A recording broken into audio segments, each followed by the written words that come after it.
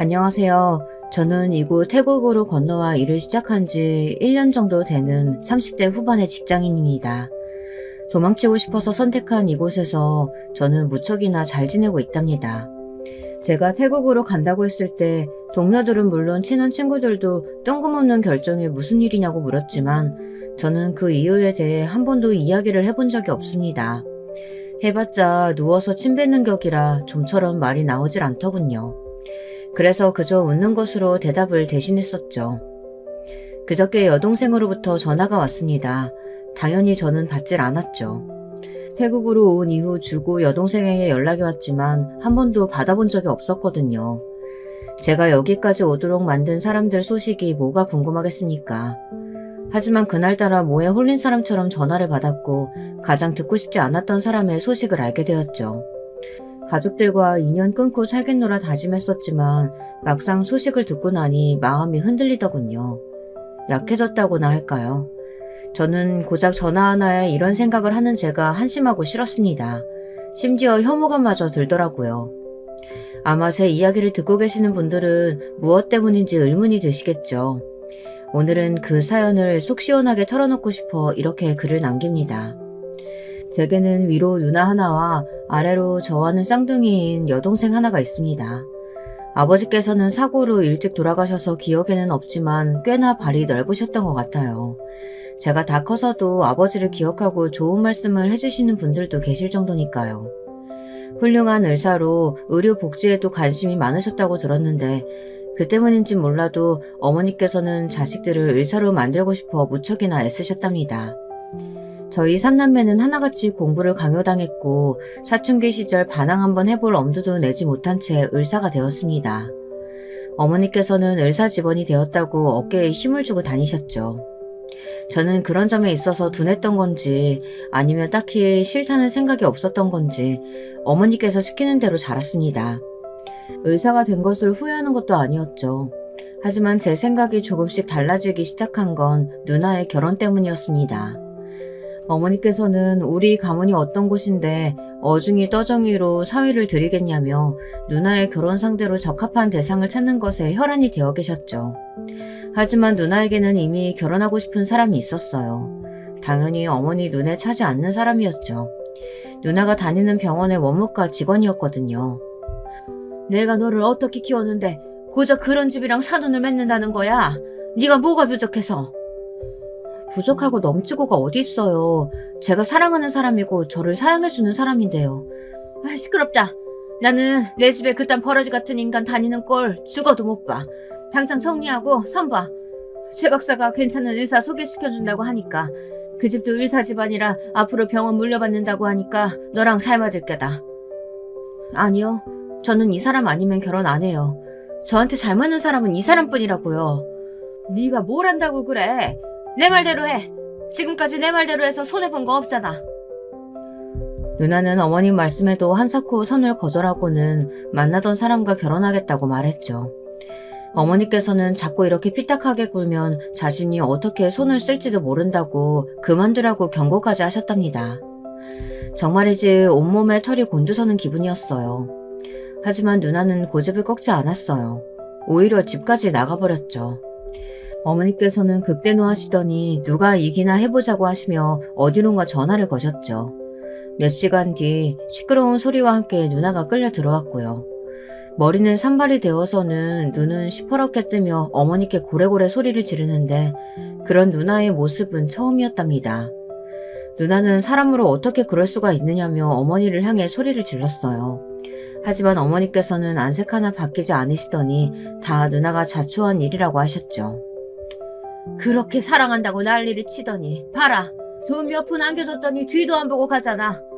그런 놈한테 끌려다니는 꼴이라니. 어떻게든 내 집에 빌붙어서 살아보려는 그런 거지 근성으로 똘똘 뭉친 새끼는 천해라는데 왜 말을 안 들어서는 이런 지경까지 오게 해? 아무래도 돈을 줄 테니 헤어지란 상투적인 스토리로 이야기가 흘러갔던 모양이었어요. 문제는 누나가 만나던 남자가 그걸 받았다는 거겠죠. 어머니는 사람 볼 줄 모른다며 누나를 몰아세웠고 그런 어머니에게 실망하고 지쳐버린 누나는 소리 소문도 없이 사라지고 잡혀오고를 반복했어요. 그리고 그때마다 누나는 망가진 사람처럼 점점 생기를 잃어갔죠. 다니던 병원을 그만둔 것은 물론이고 나중에는 방 밖으로 나오질 않더라고요. 어머니는 그런 모습조차도 보고 싶지 않으셨는지 그런 누나를 억지로 꾸며 선자리에 데리고 다니셨어요. 하지만 이미 의지를 잃어버린 누나는 마음대로 해보라는 듯 무표정하게 말없이 앉아있다 들어왔죠. 그중에는 제 의대 선배도 있었는데 정말 소름 돋을 정도로 무서웠다고 하더라고요. 그렇게 의미 없는 시간들이 흘러가던 어느 날 여느 때처럼 어머니의 부름으로 나가던 누나는 그 이후로 다시 볼 수 없었습니다. 홀연히 사라져버린 거죠. 저나 여동생은 당연히 어머니 능력이라면 못 찾을 것도 없다고 생각했었는데 시간이 아무리 흘러도 찾을 수가 없더라고요. 이를 악물고 사람을 풀어 찾아다니던 어머니께서도 결국에는 포기하신 듯 찾는 것을 멈추시곤 저와 여동생에게 누나가 죽었다고 생각하라고 하셨죠. 그 일로 저와 여동생은 어머니가 얼마나 무서운 사람인지 알 수 있었습니다. 그리고 이대로 가다가는 어머니의 손에서 영영 벗어날 수 없다는 것도요. 여동생은 순종을 택했습니다. 어머니를 이길 수 없을 거라 생각했던 것 같아요. 저는 이도저도 아닌 상태였고요. 아내를 만난 것도 이맘때였습니다. 어머니의 소름 끼치는 모습에 실망감과 두려움을 안고 저는 무작정 태국으로 향했죠. 어머니께서는 변덕을 부리는 저를 물끄러미 한참을 보시더니 조심히 다녀오라는 말씀을 하셨습니다. 왜 태국을 선택했는지는 모르겠어요. 그냥 어디든 좋다라는 생각뿐이라 아무 곳이나 선택했던 게 그게 태국이었을 뿐이었죠. 불어 패키지 여행을 신청한 것도 아니었어요. 가장 빠르게 출발하는 곳을 여행사에 알아보니 10명 정도 되는 무리에 섞여 비행기를 타고 있었죠. 아내 역시 친구 2명과 함께 그 패키지 여행을 왔었더군요. 패키지 여행은 의외로 재미있었습니다. 어디로 가야 할지 생각할 필요도 없이 볼만한 곳을 구경할 수 있게 해줬으며 식당도 음식이 깔끔하게 잘 나오는 곳이었죠. 일행들과 오가며 인사 정도는 하고 다닐 정도가 되었을 때 사건이 벌어졌습니다. 일행 중 나이가 많은 할아버지 한 분께서 답답함을 호소하시다가 갑자기 경련을 일으키시며 쓰러지신 겁니다. 통역사가 있기는 했지만 다들 말도 통하지 않는 것이라 허둥거리고 있었고요. 화장실을 다녀오던 저는 그 모습에 깜짝 놀라며 바로 달려들어 응급처치를 시작했습니다. 다들 발을 동동 구르며 어떻게 하느냐는 말들만 늘어놓을 때였죠. 아내가 갑자기 제게 다가오더니 무엇을 도와주면 되느냐고 물었어요. 저는 정신없이 필요한 것들을 이야기했고 아내는 여기저기 다니면서 제가 말한 것들을 구하기 위해 동분서주했죠. 어리버리한 가이드에게 호통을 치며 정신 차리라고 이야기한 아내가 아니었다면 응급처치도 물거품이 되지 않았을까 생각합니다. 무사히 할아버지를 병원으로 옮기고 진이 빠진 제게 아내가 시원한 생수 한 병을 주더니 무사히 한 사람의 생명을 구했다고 고생했다는 말을 해주더군요. 물을 건네받았는데 그 순간 아내가 정말이지 천사로 보였답니다. 남은 여행 동안 저는 아내의 일행들과 함께 다니게 되었어요. 아내는 섬세했고 유쾌했으며 다정했어요. 태국의 마지막 날이 되자 저는 한국으로 돌아가면 더 이상은 만나지 못할 것이라는 생각에 아쉬움이 가득했죠. 하지만 연락처를 교환하자는 말을 할 수 있을 만큼 용기가 있지는 못했습니다. 누나의 모습이 아른거리고 겁이 났거든요. 그렇게 한국으로 돌아온 저는 태국에서의 마지막 날 아내와 함께 찍은 사진을 가끔 꺼내보면서 아내에 대한 그리움을 달랬습니다. 그런데 저와 아내가 인연은 인연인지 한국으로 돌아온 지 얼마 되지 않아 병원에서 다시 아내와 마주치게 되었어요. 외래를 보러 갔다가 환자 보호자로 진료실에 들어오는 아내를 봤을 때 저는 제 눈을 의심했죠. 이것은 운명이라고밖에 생각할 수 없었어요. 아내도 무척이나 놀란 얼굴을 하고 있었습니다. 저는 더 이상은 우물쭈물해서는 안 된다는 생각에 바로 아내에게 식사를 함께 하자고 권했고 아내 역시 기분 좋게 응해주었죠.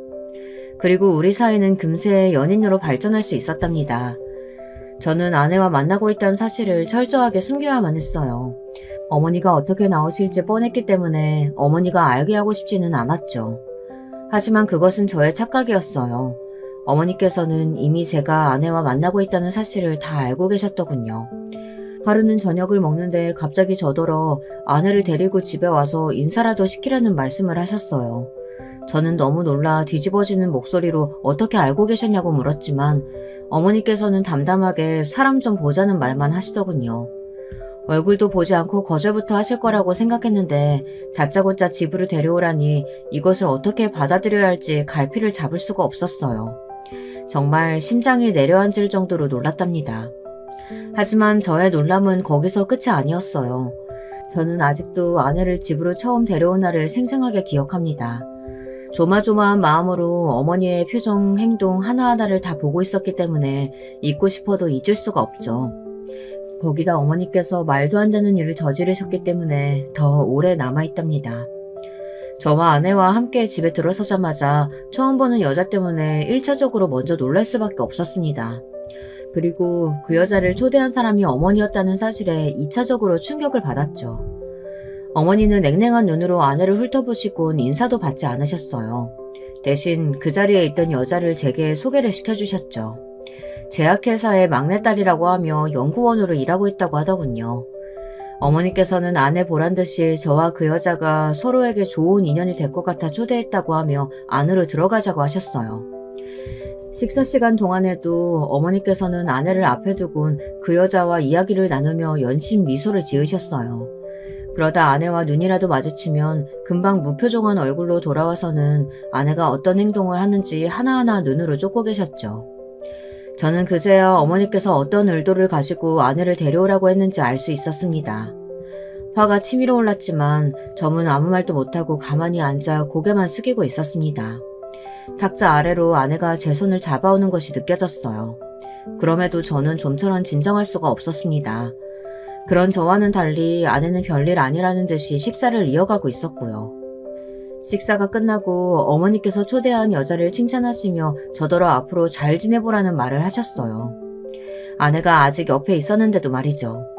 저는 어머니도 대단하다는 생각이 들었지만 어머니에게 초대받은 여자도 보통 내기가 아니겠구나 싶었어요. 분명 아내와 제가 어떤 사이인지 눈치챘을 텐데도 전혀 표정에 드러나는 것이 없더라고요. 다과 시간까지 가지고 나서야 어머니께서 초대한 여자가 자리를 떠났습니다. 심지어 다음에는 따로 보자는 말을 남기고 말이죠. 거실에 저와 아내 그리고 어머님만 남게 되자 정막이 흘렀습니다. 누구 하나 먼저 입을 여는 사람이 없었죠. 어머니께서는 여유 넘치는 모습으로 커피잔을 들어 올리시며 아내에게 물었습니다.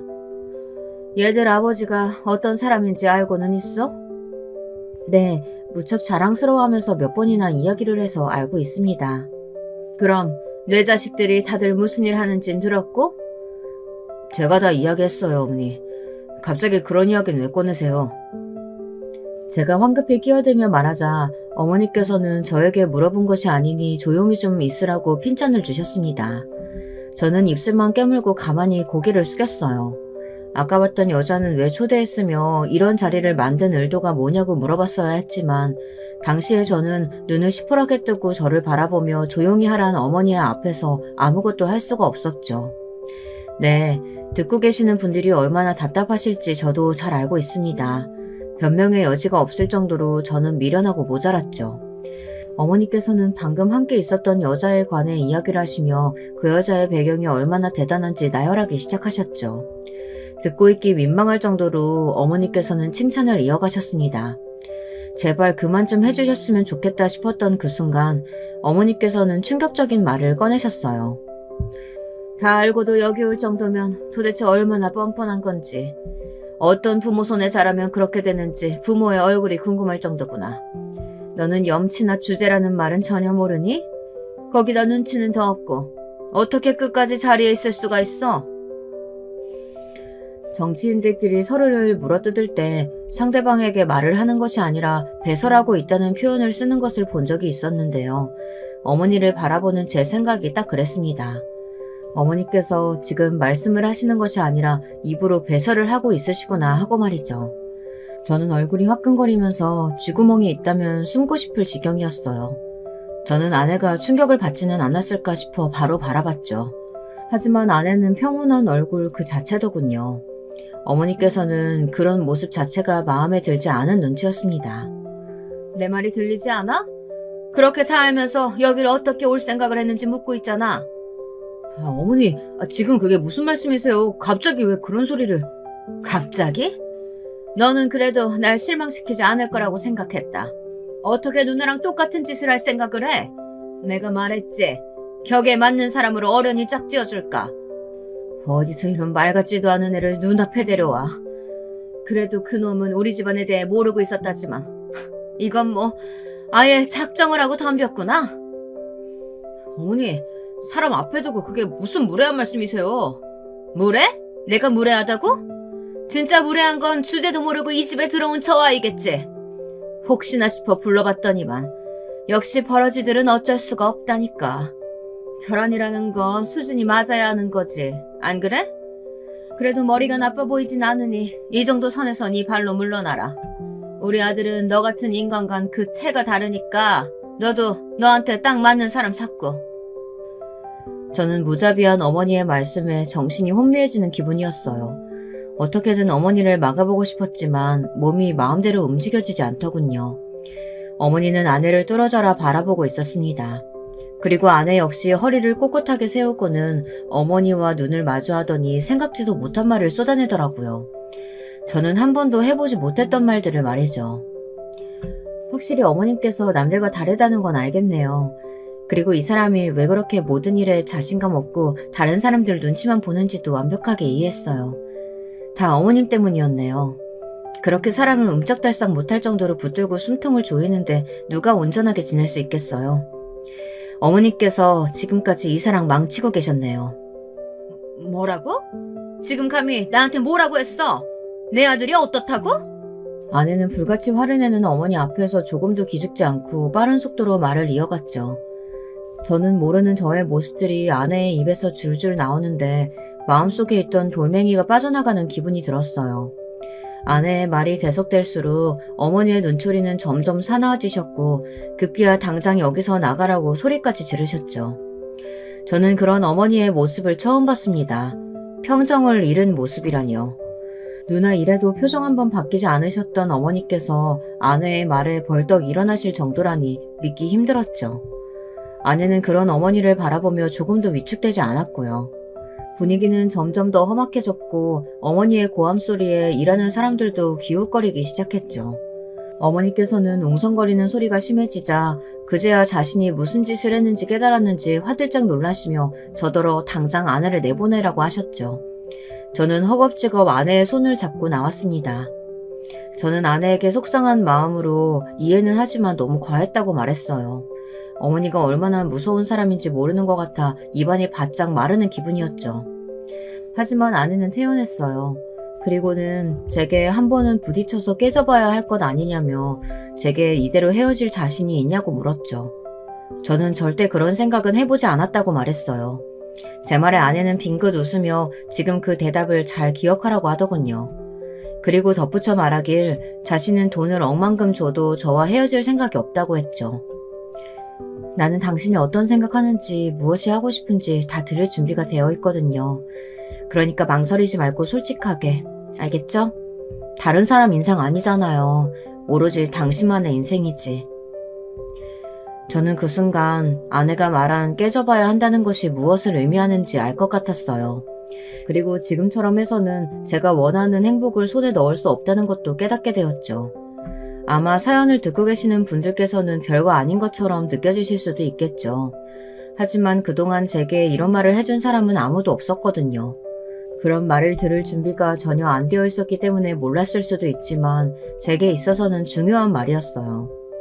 그 뒤로 제가 해야 할 것은 하나였습니다. 어머니에게 단호하면서도 자신감 있게 아내와 꼭 결혼하겠노라고 말하는 것. 그리고 누나 때를 떠올리며 무섭다고 피할 것이 아니라 어떻게든 어머니를 설득시킬 생각을 해야만 한다는 것을 실천으로 옮겼죠. 하지만 아내를 미워하는 어머니를 꺾기란 쉽지 않았죠. 어머니께서는 보통 사람이 아니셨거든요. 아내를 처음 집에 데리고 왔던 날 만났던 여자를 그 뒤로도 집으로 부르시는 것은 기본이었어요. 손자리 역시 줄줄이 잡혔고요. 하지만 저는 피하지도 도망가지도 않았습니다. 당연히 아내에게도 숨긴 것이 없었고요. 그 자리에 나가서도 저는 단호하게 지금 제 상황을 이야기하며 상대방에게 죄송하다는 말로 사과도 했죠. 이렇게 반복되자 어머니께서도 조금은 다른 눈으로 저를 보시는 것 같았어요. 많은 시간이 소요될 것이라고 생각했던 어머니의 설득은 갑작스러운 국면으로 흘러갔어요. 죽어도 안 된다고 하시던 어머니께서 무슨 바람이 불었는지 결혼을 허락하겠다고 하시더라고요. 처음에는 아내의 말에 화도 났었지만 가만히 곱씹어 보면 볼수록 아내가 맞는 말을 했다는 생각이 들었다고 하셨어요. 그리고 좋다 싫다도 없던 제가 목소리를 내기 시작한 것 같다고 하시며 그 모든 것이 다 아내 덕분이라고 하셨죠. 그리고 결혼을 허락해야겠다는 생각이 들었다고 말씀하셨습니다. 처음 그 이야기를 들었을 때 저는 어머니 말씀을 있는 그대로 믿을 수가 없었어요. 경계심이 들었죠. 하지만 상견례를 기준으로 제 마음이 확 바뀌었습니다. 장인어른과 장모님께 정중하게 대하시는 것은 물론 그렇게 집안 자랑을 하시던 분이 한 말씀도 하지 않으셨어요. 그뿐만이 아니었습니다. 결혼을 준비할 때도 저와 아내의 의견을 충분히 들어주셨거든요. 저는 정말 어머니께서 완전히 바뀌셨다는 생각에 기분이 좋아졌습니다. 결혼하면서 어머니께서는 딱 한 가지만 지켜달라고 말씀하셨어요. 분가는 안 된다고 하셨죠. 두 사람 다 밖에서 일하는데 집이 어떻게 되겠냐며 그럴 바에는 편안하게 들어와서 살라고 말씀하시더군요. 틀린 말씀은 아니셨지만 그래도 결정하는 것이 쉽지는 않았어요. 아무리 어머니께서 변하셨다고 하셔도 저는 여전히 어머니가 무섭고 두려웠거든요. 아내는 제가 마음 편한 곳이라면 어디든 상관없다고 말했고요. 저는 한참을 고민 끝에 어머니의 말씀처럼 본가에서 살기로 했죠. 그것이 얼마나 큰 위험인지도 모르고 말입니다. 정말 저는 이 순간을 지금까지도 미친 듯이 후회하고 있어요. 신혼 초반에는 좋았습니다. 한 집에 살고는 있지만 어머니께서는 전혀 저희들에게 간섭하지 않으셨거든요. 저희는 연애 시절보다 더 달달한 시간을 보냈어요. 어머니께서는 나이와 상관없이 자신의 건강은 스스로 챙겨야 한다고 하시면서 잘 알고 지내는 한의선님을 통해 약을 지었다고 아침마다 챙겨주셨어요. 저는 워낙 어릴 때부터 한약을 자주 마셨기에 별 거부감이 없었지만 아내는 힘들어했죠. 자신이 먹어본 한약과는 조금 다르다고 말하며 헛구역질을 할 때도 있었어요. 하지만 어머니께서는 그것도 잠시일 뿐이라고 하시며 절대 빼먹으면 안 된다고 했죠. 하루는 어머니께서 식탁 위에 아침약을 준비해 두셨는데요. 그날은 늦잠을 자는 통에 급하게 나가야만 했어요. 그래서 식탁에 놓여있던 약이 당연히 제 것인 줄 알고 들고 마시려고 했죠. 그런데 그 모습을 본 어머니께서 무섭게 다가오셔서는 제가 마시려던 약을 빼앗듯이 가져가셨어요. 네 약은 서재에 오래둬뒀는데 이건 왜 마시려고 해? 아 맞다 서재. 자료 서재에 뒀지. 너무 급하게 내려온다고요. 약을 거기 두셨어요? 늦더라도 정신 차려야지. 그리고 너는 아무 약이나 보인다고 덥석 들고 마시면 어떻게 하니? 이거 며느리 약인데 네가 먹었으면 어쩔 뻔했냐고.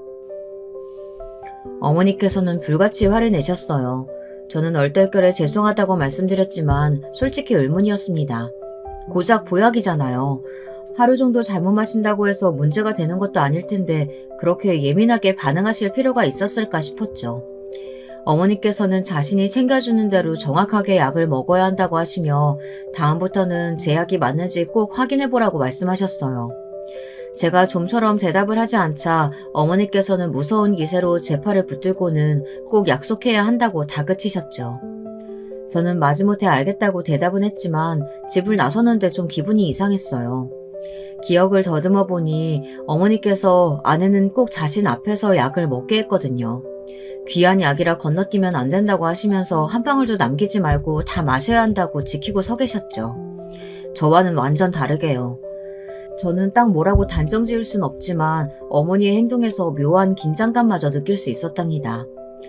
그때 좀 더 알아봤어야 했는데 저는 그저 제가 예민해서 그렇다고만 생각했어요.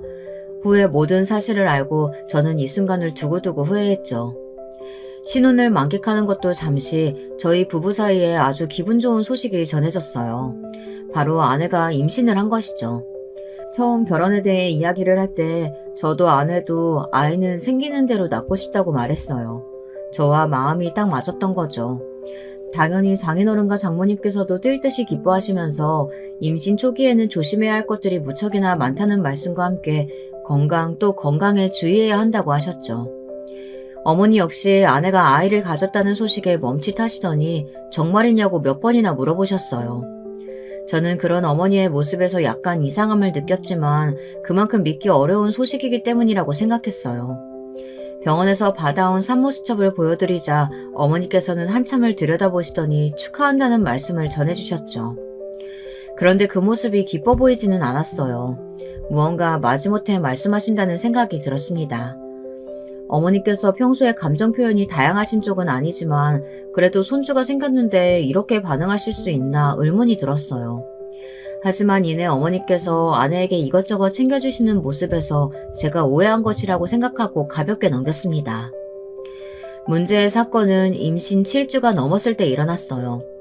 아내는 몸이 무겁다며 많이 피곤해했고 저는 무리하지 말고 휴직하는 게 어떻겠느냐고 권했죠. 처음에는 괜찮다고 하던 아내도 결국에는 휴직계를 내고 집에서 쉬기로 했어요. 그날 아침은 평소보다 아내가 많이 지쳐 보였는데요. 저는 불안감에 출근하는 발길이 떨어지지 않더군요. 하지만 아내가 괜찮으니 어서 나가보라고 했고 저는 망설이며 집을 나서야 했답니다. 그런데 오후에 외래를 보고 있는데 어머니께 전화가 오더군요. 평소였다면 병원이라 전화를 끊었을 텐데 이상하게 받고 싶더라고요. 아니나 다를까 어머니께서 한숨을 내쉬며 아내가 지금 응급수술 중이라고 말씀하셨어요. 저는 무슨 말씀을 하시는 건지 전혀 이해가 되지 않았습니다. 하지만 이내 정신이 번쩍 들더군요. 그래서 미친 듯이 아내가 응급수술 한다는 곳으로 달려갔죠. 어머니께서는 갑자기 아내가 복통을 호소하더니 결국에는 아이에게 문제가 생긴 것 같다고 말씀하셨어요. 귓가가 멍해지면서 아무런 말도 들리지 않았어요. 저는 그렇게 정신이 나간 사람처럼 수술실 앞에서 멍하게 서 있었답니다. 아내가 깨어나고 아이에 관해 물어보는데 정말이지 할 말이 없더군요. 아내는 이내 무슨 상황인지 알아채고는 소리도 내지 못하고 울기만 했습니다. 정말 사람이 이렇게 울 수 있을까 싶을 정도로 아내는 울었어요. 그러다 기절하듯 잠들고는 깨면 다시 울기를 반복했죠. 보다 못한 병원에서 주사도 놔줬지만 아내는 좀처럼 진정하지 못했어요. 어머니께서는 시간이 해결해 줄 것이라고 말씀하시면서 아직 나이도 어린데 이렇게 울기만 해서 되겠느냐고 하셨고요. 저 역시도 아내의 슬픔이 이해는 되었지만 살아있는 사람은 살아야 한다는 생각이 들기 시작했고요. 아내가 기운을 차리기 시작한 것은 퇴원하고도 2달이나 지나서였습니다. 여보, 그동안 내가 참 못난 모습 보였죠? 이제는 그럴 일 없을 거예요. 당신 말이 맞아요. 남은 사람은 살아야죠. 그리고 내가 살아야 우리 아이가 억울하지 않죠. 그게 무슨 말이야, 여보? 우리 아이가 왜? 이렇게 기운 차리는 건 좋은데 갑자기 왜 그런 말을 하는 거야? 나중에 분명해지면 이야기해줄게요. 아내의 눈에서는 레이저가 쏟아져 나오는 것 같았습니다. 무언가 큰 각오를 한 사람처럼 보였죠. 저는 어떤 상황이든 아내가 기력을 찾은 것이 좋았습니다. 하지만 그 모습이 제가 본 아내의 마지막이었습니다. 저는 그 다음 주 학회 때문에 독일로 나가게 되었어요. 제 차례가 아니었는데 저더러 다녀오라고 하시더군요. 저는 급히 학회 준비를 하고 독일로 갔습니다. 아내는 제게 다녀오면 꼭 해줄 말이 있다고 했어요. 궁금해하는 저를 보며 아내가 지금은 준비가 덜 되었지만 제가 올 때쯤이면 모든 것을 다 말해줄 수 있을 것 같다고 했죠. 너무 궁금했지만 저는 꾹 눌러 참으며 다녀와서 듣겠다고 말하고는 독일로 향하는 비행기에 몸을 실었습니다. 학회는 1주일 정도 걸렸어요. 더 일찍 올 수도 있었는데 무엇 때문인지 함께 간 동료가 자신의 여권뿐만 아니라 제 것까지 잃어버리는 바람에 며칠 더 머물러야 했죠. 그렇게 돌아온 저는 청천벽력과 같은 이야기를 들었습니다. 아내가 이혼 서류만 남겨두고 사라졌다는 소리였죠. 저는 아내가 그럴 이유가 하나도 없다고 말하며 당사자와 연락을 해보려고 했지만 번호는 이미 없어졌더군요. 갑자기 이혼이라뇨. 그렇게 사라질 사람 아니에요. 저에게 할 말도 있다고 했던 사람이 제게 아무런 연락도 주지 않고 그냥 가버리다뇨. 나도 얼마나 놀랐는지 몰라. 사실 내가 그동안 너한테 말은 못했다만 유산 이후에 많이 힘들어했어. 기력을 찾은 것처럼 보였지만 병원 다니면서 우울증 약 처방받아 먹었나 보더라고. 우울증이라뇨. 그 사람이 저 몰래 약을 먹고 있었다니 말이 안 되는 소리예요. 그런 일이 있었는데 저한테 숨긴다는 게 더 말이 안 되잖아요. 하지만 사라지고 나서 방에 들어갔더니 화장대 서랍 구석에서 이런 것도 발견되더라. 이 약, 우울증 약이잖아. 어머니께서 내미는 약은 우울증 환자들이 가장 많이 먹는 약이었어요. 저는 아내가 이렇게 고생할 동안 아무것도 몰랐다는 것에 죄책감이 들었습니다. 그리고 제게 말도 못하고 혼자서 고생했을 아내를 생각하니 마음이 찢어질 것 같았죠. 저는 어머니께 무슨 일이 있어도 아내를 찾아야겠다고 했어요. 하지만 어머니께서는 쉽게 찾을 수 없을 것 같다고 말씀하셨죠. 절망적이었습니다. 어머니께서는 아내를 찾는 것을 포기하라고 하셨지만 저는 그럴 수 없었어요. 그래서 어머니 몰래 지인을 통해 알아보고 있었죠. 하지만 아무리 찾아다녀도 찾을 수가 없었어요. 1년이 넘어서자 저도 조금씩 현실을 받아들였어요. 정말 아내가 저에게 지쳐서 떠났을 수도 있겠다 싶었죠. 그러던 어느 날 기대하지도 못했던 사람으로부터 연락을 받았어요. 바로 연락이 끊어졌던 누나였죠. 누나는 주변 그 누구에게도 알리지 말고 나오라고 하더군요. 저는 떨리는 마음으로 약속 장소에 나갔습니다. 누나가 말한 곳은 사람들이 잘 다니지 않는 곳에 위치한 작은 카페였어요. 저는 구석진 곳에 자리를 잡고 하염없이 누나를 기다렸습니다. 약속 시간이 지났음에도 누나는 나타나지 않았죠. 30분을 기다렸을까? 저는 더 이상은 참지 못하고 자리에서 일어나는데 다른 테이블에 있던 사람이 제 팔을 덥석 잡았습니다. 저는 깜짝 놀라 소리를 지를 뻔했어요. 하지만 저를 붙든 사람이 고개를 들며 얼굴을 보여주는데 그렇게 기다리던 누나의 모습이었어요. 아니, 그동안 연락도 없이 도대체 어디 있었어? 어머니가 그렇게 사람 풀어서 찾아다녔는데 만날 수도 없었는데 혹시 외국으로 나갔던 거야? 한국에 있었지.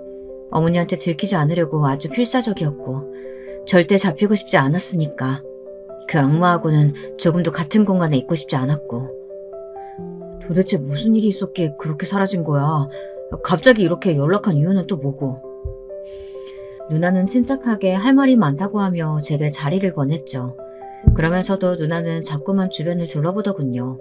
마치 주변의 사람들 중 누군가 우리를 바라보는 것은 아닌지 의심하는 것처럼 보였어요. 누나는 의아해하는 저를 보며 혹시나 어머니가 사람을 붙였을지도 모른다고 하더군요.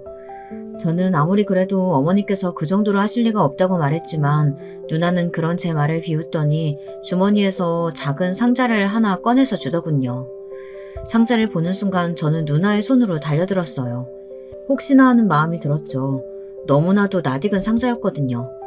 저는 조심스럽게 상자를 열고는 그 자리에서 손끝 하나 움직일 수가 없었어요. 제 예상이 그대로 적중했거든요. 누나, 반지 어디서 찾았어? 이 반지 그 사람에게 내가 처음으로 선물했던 반지야. 프로포즈 하면서 손에 끼워준 반지라고. 아내가 사라졌을 때 이 반지가 없었거든. 그래서 나는 그 사람이 날 버리고 갔을 리 없다고 생각했어. 근데 이걸 왜 누나가 가지고 있는 거야? 누나, 그 사람하고 아는 사이야? 그래? 설마 우연이었어. 어쩌면 하늘이 기회를 준 건지도 모르겠지만 지금 나와 함께 있어. 어디에? 어디서 지냈는데? 오늘 같이 나왔어? 그 사람 많이 아프다 그랬는데 우울증으로 약도 챙겨 먹어야 하는데 어디에도 기록은 없고 내가 얼마나 미칠 것 같았는지 알아? 누나 말해줘. 그 사람 어디 있는 거야? 누나는 제 질문에 어처구니 없다는 표정을 지으며 저를 바라보았어요. 그리고는 우울증이란 소리는 어디서 들었냐고 물었죠. 저는 집에서 발견된 우울증 약과 함께 어머니께서 하셨던 말씀을 그대로 전했어요. 누나는 여전히 변한 것은 하나도 없다고 중얼거리며 제게 어머니께서 하신 그 어떤 말도 믿어서는 안 된다고 했죠. 아내는 멀쩡하게 살아있으며 지금 이 자리에 함께 나오지 못한 것은 다 이유가 있다고 말했어요. 저는 그 이유가 무엇이든 당장 아내를 만나고 싶다고 했지만 누나는 아내가 원하지 않는다고 딱 잘라 거절하더군요. 혀차는 소리와 함께 아직 때가 아니라고도 했고요. 거짓말. 아내가 날 만나고 싶어 하지 않는다는 거 다 거짓말이지? 누나, 나 이제 더 이상 놀랄 것도 없어. 그러니까 숨기는 거 있다면 솔직하게 말해줘. 아니, 앞으로 일어날 그 어떤 것도 지금까지의 상황과는 비교가 될 수 없어. 나는 네가 과연 진실을 받아들이고 버틸 수 있을지 걱정이다. 옳게도 그 부분을 걱정하고 있고 지금 우리가 너한테 아무런 이야기 해줄 수 없는 건 증거가 전부 모이지 않았기 때문이야. 그러니까 기다려줘. 저는 도대체 무슨 일로 이렇게 몸을 숨기느냐고 물었지만 누나는 다음에 보자는 말만 할 뿐이었죠. 그러면서 어머니에게 절대로 자신을 만났다는 이야기를 해선 안 된다고 했어요. 그리고 제가 아내를 찾고 있다는 사실도 숨길 수 있다면 끝까지 숨기는 것이 좋겠다고 말했죠. 저는 누나의 말에 아내의 실종에도 누나의 가출에도 어머니가 관련이 있는 것은 아닐까 싶은 생각이 들었어요. 하지만 누나는 그 어떤 것 하나도 대답하지 않았죠. 그저 나타났을 때보다 더 조용히 사라졌어요. 급하게 누나를 쫓아서 나가봤지만 이미 눈앞에서 사라진 이후였죠. 집으로 돌아온 저는 한동안 먼 곳을 바라보며 생각에 잠기는 일이 많아졌어요. 아내와 누나가 준비하고 있는 것은 무엇일까? 그것이 어머니와 어떤 연관이 있을까? 생각이 꼬리를 물고 갈수록 무섭기만 하더군요. 설마 어머니께서 그렇게까지 하셨을까? 최악의 상황은 아닐 거야. 저는 스스로에게 주문을 걸듯이 말했지만 소용이 없었어요. 어머니께서는 제 안색이 눈에 띄게 나빠졌다며 걱정을 하셨지만 제 귀에는 아무것도 들리지 않았어요. 그리고 대망의 날이 찾아왔죠. 갑자기 집으로 한 통의 전화가 걸려왔어요. 요즘 집 전화를 쓰는 일이 잘 없잖아요. 저희도 있기는 하지만 전화가 오는 경우가 드물어서 치우는 것이 어떻겠냐 하고 있었죠. 그런데 그 전화가 울리는 것이 아니겠습니까? 어머니와 저 그리고 여동생 셋이서 저녁을 먹고 있었죠. 집안일을 봐주시는 이모님이 경찰서에서 전화가 왔다고 하더군요. 어머니께서는 보이스피싱 전화를 왜 바꿔주냐며 역정을 내셨죠. 그랬더니 이모님께서 투덜거리듯이 작은 사모님 이야기를 하고 있는데 어떻게 보이스피싱이냐고 말했습니다.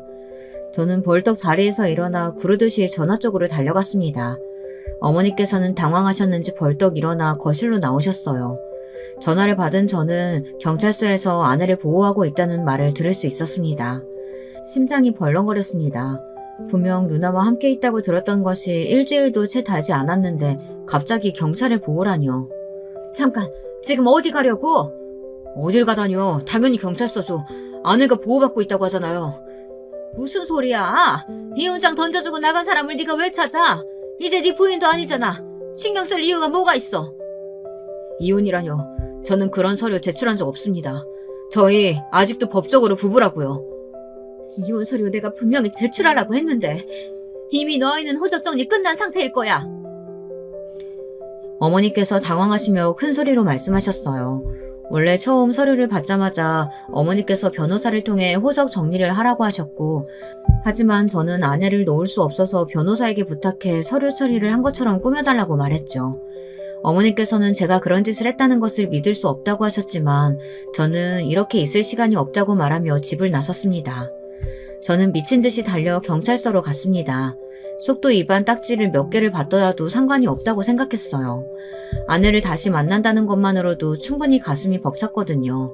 경찰서에 들어서자마자 저는 한눈에 아내를 알아볼 수 있었습니다. 머리도 짧아지고 살도 많이 빠졌지만 아내가 분명했어요. 저는 아내를 부르며 달려갔어요. 아내 역시 저를 보자마자 눈에 금방 눈물이 가득 차더군요.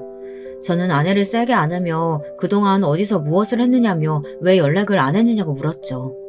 아내는 아무 말도 하지 않고 그저 제 등을 토닥이며 보고 싶었다고만 했답니다.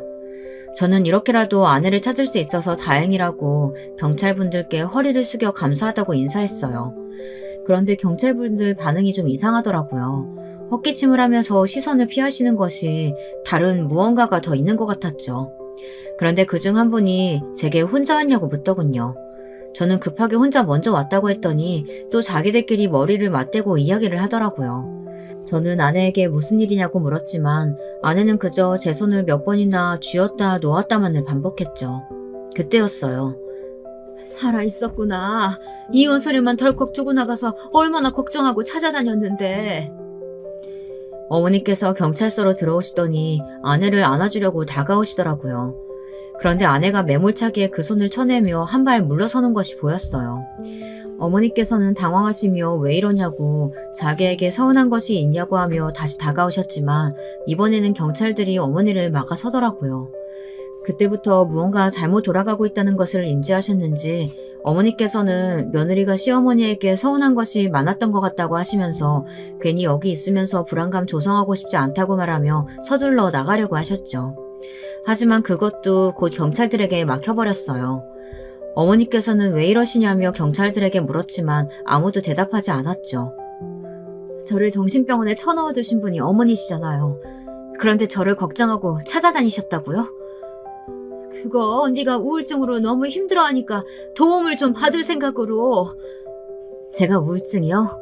하긴 어머니라면 멀쩡한 사람 정신병자 만들어서 처방전까지 받아내는 건 일도 아니죠. 그런데 어쩌죠? 어머니, 저 다 알고 있는데요. 모든 증거도 손에 넣었고요.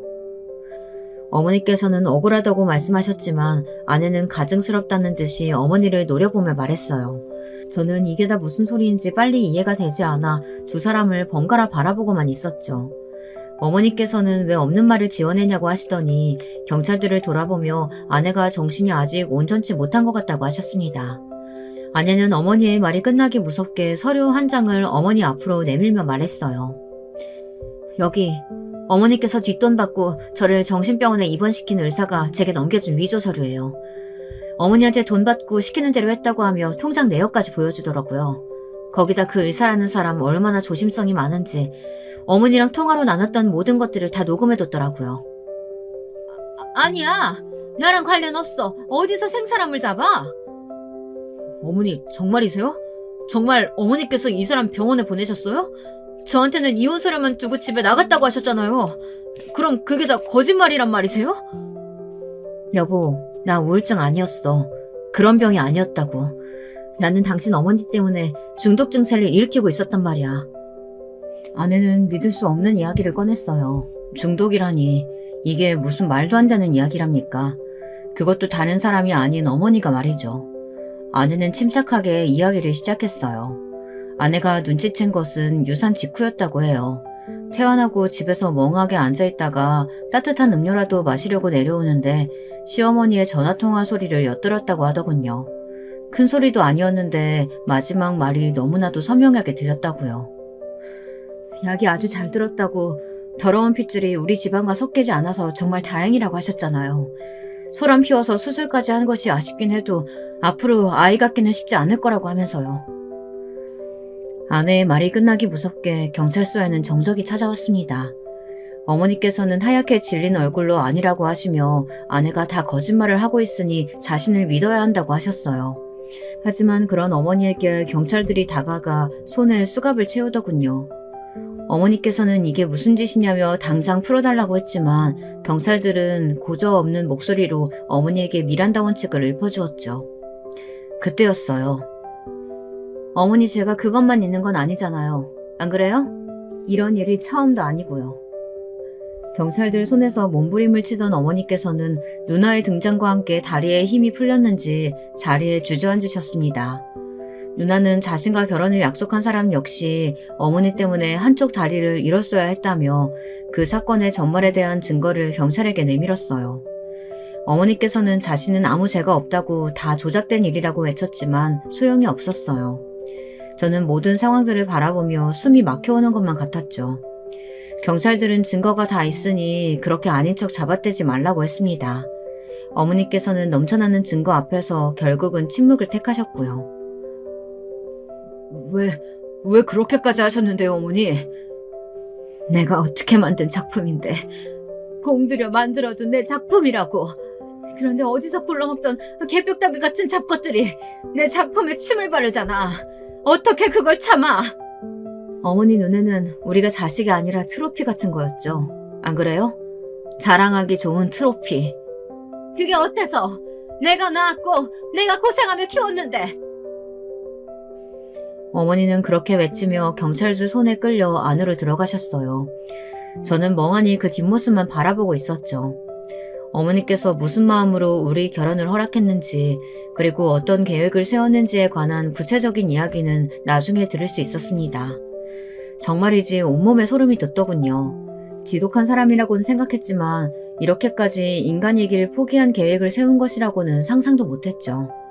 누나의 경우를 본보기 삼아 어머니께선 아들만큼은 잃고 싶지 않았기에 차라리 결혼을 시켜두고 아내를 떼어낼 생각을 하셨다고 하더군요. 유산의 원인도 어머니에게 있었고요. 처음에는 우리 부부에게 아이가 들어서지 않도록 보약을 핑계 삼아 매일 아내에게 피임 성분이 포함된 약을 먹였다고 했죠. 그럼에도 불구하고 우리 부부가 아이를 가지자 약의 함량을 높여 결국은 유산이 되게 만든 것이랍니다. 어머니의 계획은 거기서 끝이 아니었어요. 유산으로 인해 아내가 우울증이 걸렸다는 상황을 연출하고는 아내를 정신병원에 가둔 뒤 그 사이에 이혼을 시킬 작정을 하셨더라고요. 실제로 아내는 병원에 입원해 있었는데 거기서 다행스럽게도 누나를 만났고 덕분에 병원을 탈출해 몸을 숨길 수 있었죠. 저는 모든 것을 알고 더 이상 아내의 얼굴을 볼 자신이 없었어요. 아니, 한국에 있을 자신이 없었죠. 아내 역시 저와 같은 마음이었고요. 저와 있었던 좋은 기억들이 어머니로 인해 악몽이 되어가는 것을 더 이상 겪고 싶지 않다고 말했죠. 그렇게 저희는 이혼을 하고 어머니의 일이 마무리되기 전에 저는 한국을 떠나 이곳으로 왔습니다. 이런 상황에서 연락을 받았습니다. 어머니께서 많이 편찮으시다고요. 저를 찾고 계시고 제게 진심으로 사과하고 싶어 하신다고 말이죠.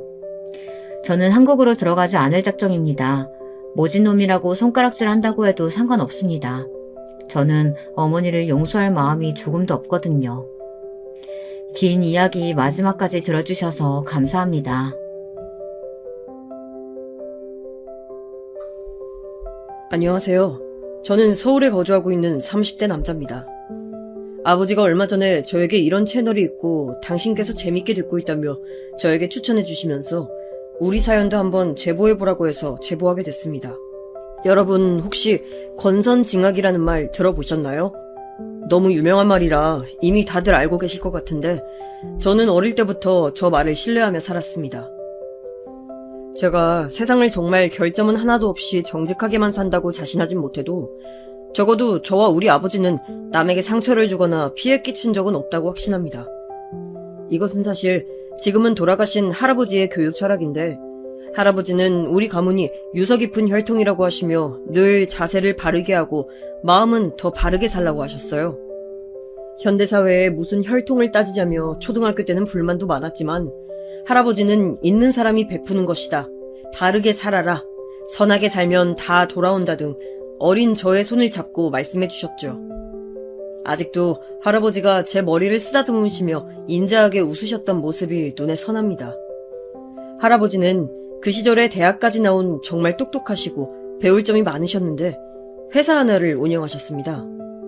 어떤 회사라고 정확히 말씀드리긴 어렵지만 그래도 꽤 큰 회사입니다. 할아버지는 항상 가족들이 모이면 주위를 살피고 많이 베풀라고 하셨는데 덕분에 아빠와 큰아빠, 고모는 성품이 아주 좋고 마음이 따뜻하신 분들이라 저도 크면서 많은 도움을 받았습니다. 큰아빠는 아무래도 장남이라 할아버지 회사를 물려받으셨고 저희 아빠는 전무로 계셨고 막내였던 고모는 교수로 계시는데 다들 이런 훌륭한 할아버지의 가르침 덕분에 올곧고 현명하게 자랄 수 있었다고 아버지는 저에게 늘 말씀하셨어요. 가족들끼리 사이가 좋아 명절이나 생신이 아니더라도 자주 만나곤 했었는데 덕분에 저는 외동이지만 사촌형들과 동생들과 아주 가깝게 지내서 한 번도 외로웠던 적은 없네요. 할머니도 그 시절에 시집살이 하나 없이 며느리들에게 잘해줘서 우리 엄마와 큰엄마께서는 시집살이는커녕 오히려 도움만 받았다고 큰엄마가 아직도 말씀해주세요. 그렇게 저는 유복하고 행복하게 유년 시절을 보냈는데 제 인생 첫 번째 불행이 고등학교 때 찾아오게 됐습니다. 지금도 그 시절을 생각하면 마음이 너무 아파서 제대로 기억하기 싫은데 바로 제가 고등학교 2학년 때 엄마가 그동안 건강하셨는데 갑자기 몸이 안 좋아지시더니 백혈병에 걸리셔서 돌아가시게 됐습니다. 엄마는 그 전에도 잔병치레도 잘 없으셨는데 정말 갑자기 급성 백혈병에 걸리셨고 진단받고 얼마 되지 않아 병실에서 생을 마감하게 되셨습니다.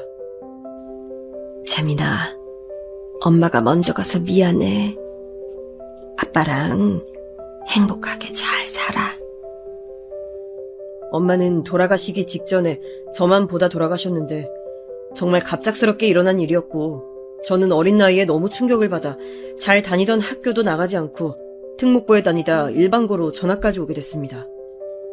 당시 학교 기숙사에서 생활했었는데 종일 울고 집중도 하지 못하고 무엇보다 아빠가 너무 보고 싶어서 견딜 수가 없더라고요. 아빠도 갑작스러운 엄마의 죽음에 충격을 받으셔서 한동안 술에 의존했습니다. 그리고 고모부가 의사였는데 저는 엄마가 돌아가시기 전에 고모부에게 제발 엄마를 살려달라고 울면서 빌기도 했어요. 고모부는 저에게 미안하다고 말씀하셨는데 그날만 생각하면 아직도 가슴이 아픕니다. 그렇게 엄마를 보내고 저와 아빠는 정말 말 그대로 집에서 폐인처럼 생활하게 됐습니다. 제가 학교에 나가지 않아도 아빠는 뭐라 하지 않으셨고 오히려 거실에서 엉엉 우시기만 하셨어요. 우리가 너무 힘들어하자 할아버지는 당신 댁으로 와서 같이 살자고 하셨지만 저와 아빠는 엄마와 함께 살던 공간을 떠나지를 못해 그러진 못했고 큰아빠와 큰엄마 그리고 고모와 고모부가 자주 우리 집에 들러서 우리를 살펴보았어요. 아버지는 큰아버지와 함께 할아버지 회사에 다니고 계셨는데 아버지는 엄마가 돌아가시고 모든 것이 의미 없다고 회사에 나가지 않으셨습니다. 할아버지는 제가 일반고로 와서 적응도 못하고 학교도 못 나가니까 안타깝다고 집에 반절 넘게 오셔서 저를 챙겨주셨습니다. 그렇게 저는 고등학교 3학년이 되었고 수능을 봐야 했는데 인생에서 너무 이르게 상실을 경험하게 되어서 아무 목표가 없더라고요. 그래도 가족들이 저와 아빠를 그렇게 챙겨주지 않았다면 그 시절을 버틸 수가 없었을 거예요. 아빠도 저도 집에서 너무 우울해서 아무 말도 하지 않고 서로 방에만 있던 시절이었는데 지금 생각해도 정말 어떻게 버텼나 싶습니다. 그래도 아빠와 둘이 어떻게든 힘내보자고 서로 겨우 의지하며 살았는데 갑자기 어느 날 문득 내가 의사가 된다면 엄마 같은 사람들을 한 명이라도 더 살릴 수 있지 않을까 생각이 들었습니다. 그러면 저처럼 이런 고통을 겪지 않아도 되니까요. 그래서 고모부를 찾아가서 의사가 되고 싶다고 했고 그날부터 의대 진학을 목표로 정말 죽어라 공부했습니다. 저는 재수까지 하면서 의대에 가려고 노력했고 결국 의대에 입학하게 됐습니다. 공부하느라 힘들었지만 그럴 때마다 엄마를 생각하면서 정신을 다잡았습니다. 제가 의대에 진학하자 아버지는 울면서 기뻐하셨고 그때까지 아버지는 직장에 다니지 않으셨는데 저에게 부끄럽지 않은 아빠가 되겠다고 하시며 환경미화원 직업을 얻게 되셨습니다. 다시 할아버지 회사로 돌아가지 않겠냐고 고모가 말했어도 아버지는 이제 소소하게 살고 싶다고 하셨어요. 거리를 청소하며 마음을 깨끗이 비울 수 있어서 좋다는 말에 우리 가족들은 직업에 귀천이 어딨냐고 본인이 하고 싶은 일 하며 사는 게 최고라고 응원해 주셨습니다. 할아버지는 저와 아버지가 다시 일상으로 돌아와 생활하는 게 너무 보기 좋다고 더 큰 아파트로 이사하게 해주겠다고 하셨지만 아버지와 저는 엄마와 살던 집이 좋아 거절하기도 했었습니다. 그렇게 저는 대학에 의대에 다니게 되었는데 다시 예전처럼 집에 활기가 도니까 예전에 엄마가 계실 때 생각이 많이 났습니다.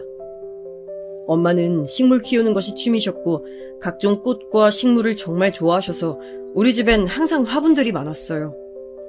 우리 집은 그때 남들은 다 하던 베란다 확장도 하지 않았는데 그 이유가 베란다에 엄마의 화분들을 놔야 했기 때문입니다.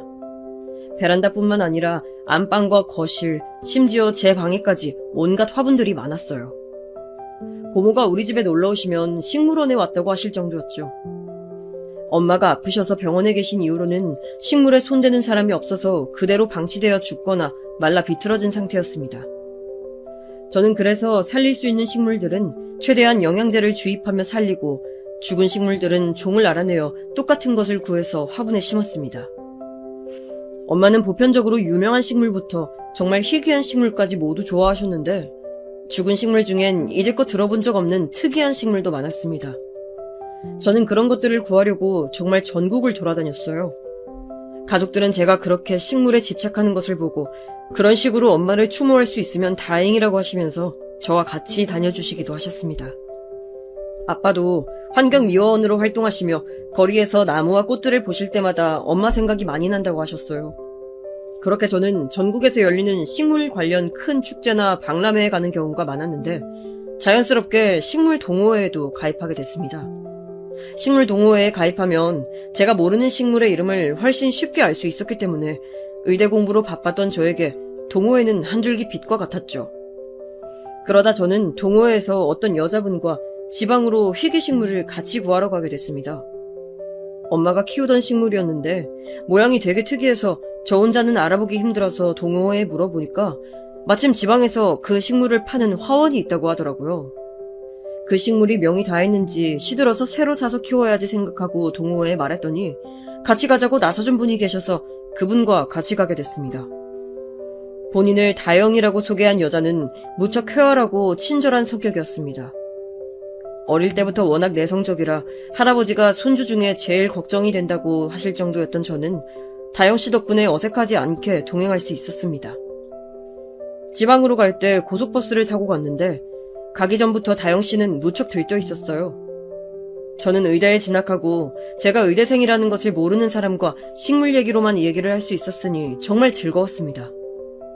다영 씨와 저는 서로에 대해 이름을 제외하고 아무것도 공유하지 않았고 그저 식물 얘기로만 즐겁게 대화하며 지방에 갔다 오게 됐죠. 제가 낯을 하도 가리니까 사실 걱정했는데 다영 씨는 제 걱정이 무색할 만큼 먼저 말을 많이 걸어주어 얼마나 편했는지 몰라요. 그렇다고 둘이 무슨 진전이 있거나 연인으로 바로 이어진 것은 아니었고 정말 식물만 구하고 그 뒤로는 다시 만날 때까지 따로 연락하지 않았습니다. 제가 다영 씨를 다시 만나게 된 것은 정말 뜻밖의 일이었는데 바로 제가 일하던 병원에서 만나게 됐어요. 저는 의대를 졸업하고 대학병원에서 인턴을 했었는데 그때 제가 일하던 곳은 응급실이었습니다. 응급실에서 일해보신 분들은 아시겠지만 정말 정신없고 미친 듯이 바쁘고 힘이 빠지는데 그날은 하필 교통사고 환자도 많아서 정말 힘들었던 날이었어요. 그렇게 힘들게 일하고 있었는데 누가 제 팔뚝을 잡더라고요. 환자라고 생각해서 영혼 없는 눈으로 뒤돌아봤는데 저를 보고 있던 것은 바로 다름 아닌 다영 씨였습니다. 재민 씨? 다영 씨?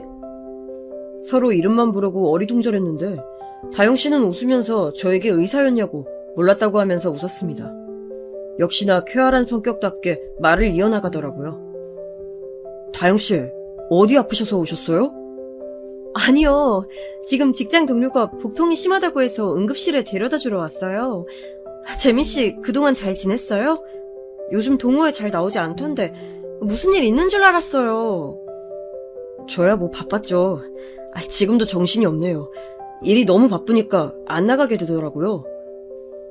그 말을 끝으로 정말 또 응급 환자가 들어와서 바로 뛰어가게 됐는데 저는 속으로 다영 씨에게 미안했지만 정말 대화하다 달려갈 수밖에 없었습니다.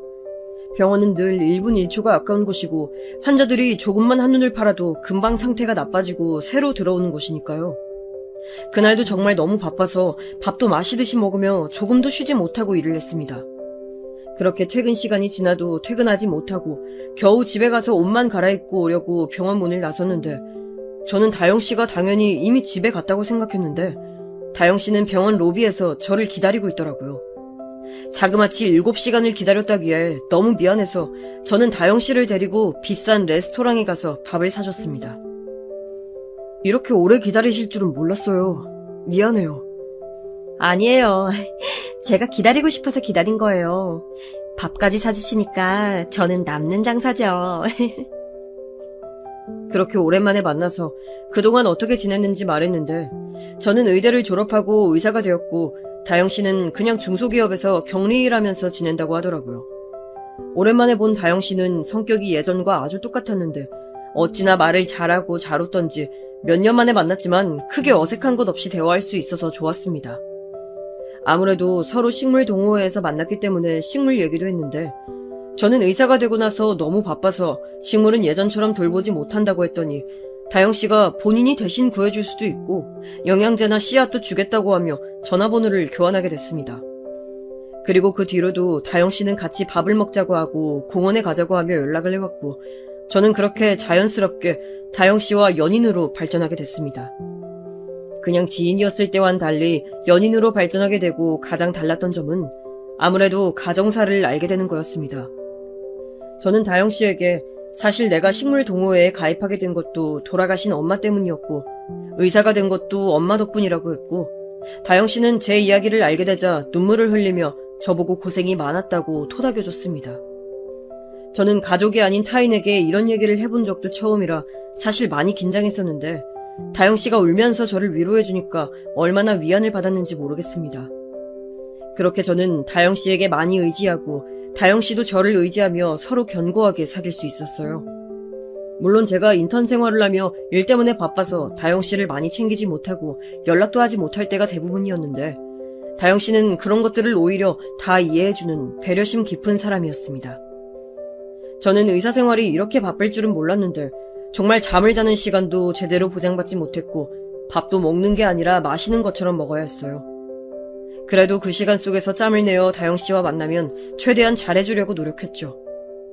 그렇게 저는 다영 씨와 무탈하게 지내고 있었는데 제가 사촌 형들과 사촌 동생들과 친하다고 말을 했었던 것 기억하시죠? 어느 날 사촌 여동생이 저에게 같이 밥을 먹자고 연락이 왔습니다. 저는 친동생처럼 생각하던 동생이고 워낙 어릴 때부터 친했던 동생이라 알겠다고 하고 다영씨에게 오늘 저녁은 사촌동생과 먹겠다고 하니까 다영씨가 자기도 같이 만나자고 하더라고요.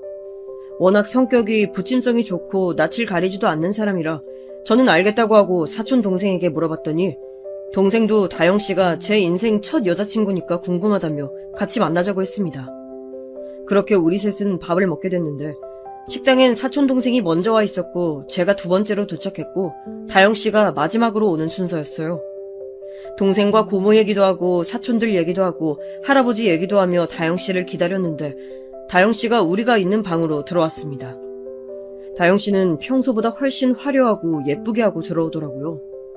아무래도 제 가족을 처음 만나는 자리라서 신경 쓰고 나온 것 같았습니다. 안녕하세요. 뭐야? 둘이 이미 아는 사이야? 혹시 실례지만 한국여고 나오셨어요? 사촌동생은 다영씨를 보자마자 놀라더니 본인이 나온 학교를 나왔냐고 다영씨에게 물었습니다. 다영씨가 그렇다고 하자 사촌동생은 같은 학교를 나와서 알던 얼굴이라 그랬다고 말했고 다영씨는 기억하지 못하는 눈치였습니다. 그렇게 밥을 먹다 저는 병원에서 급하게 연락이 와서 먼저 자리를 뜨게 됐는데 사촌동생과 다영씨는 둘 다 표정이 좋지 않았어요. 병원에 돌아가서 급한 일을 처리하고 집에 가려고 했는데 핸드폰에서 사촌동생과 다영씨 둘 다 연락이 와 있었습니다. 바로 그때 사촌동생한테 전화가 걸려왔고 저는 아주 충격적인 소리를 듣게 됐습니다. 아, 오빠, 왜 이렇게 연락을 안 받아? 혹시 이다영한테 연락 받았어? 아니, 나 지금 퇴근해. 너희 둘이 아는 사이더라? 아니, 오빠, 한국여고 나왔는데 이다영을 어떻게 몰라? 걔 완전 일진이었어. 약한 애들 괴롭히고 소문 완전 안 좋기로 유명했었어. 아니, 도대체 걔를 어디서 만난 거야? 무슨 소리야. 다영씨가 얼마나 착한데. 다 가식이겠지. 걔 고등학교 때부터 그랬어. 아마 오빠가 의사인 거 알고 본심 숨기면서 그러는 거겠지. 아니, 오빠 설마 걔랑 결혼할 거 아니지? 그러면 나 엄마랑 할아버지한테 말 다 할 거야? 일단 끊어봐. 내가 나중에 연락할게. 저는 너무 충격적인 소리라 혼자 생각을 정리할 시간이 필요했습니다. 제가 본 다영씨는 정말 쾌활하고 밝고 긍정적이었는데 일진이었다니 도저히 믿을 수가 없었어요. 그렇다고 본인에게 연락해서 당신 일진이었냐고 물어볼 수도 없고 정말 혼란스러웠는데 마침 다영씨에게 전화가 오길래 받았습니다. 재민씨 퇴근했어요? 잠깐 만날래요? 제가 병원 앞으로 갈게요. 저는 알겠다고 대답하고 병원 근처에서 다영씨를 만나서 얘기했는데 정말 놀랍게도 다영씨는 먼저 본인이 얘기를 꺼냈습니다. 사촌 동생이라고 하던 사람, 저는 기억 안 났는데 집에 가서 졸업앨범 찾아보니까 맞더라고요. 혹시 저에 대해 무슨 말 하던가요? 저는 사실대로 말을 해야 할지 말아야 할지 정말 고민이 많았습니다.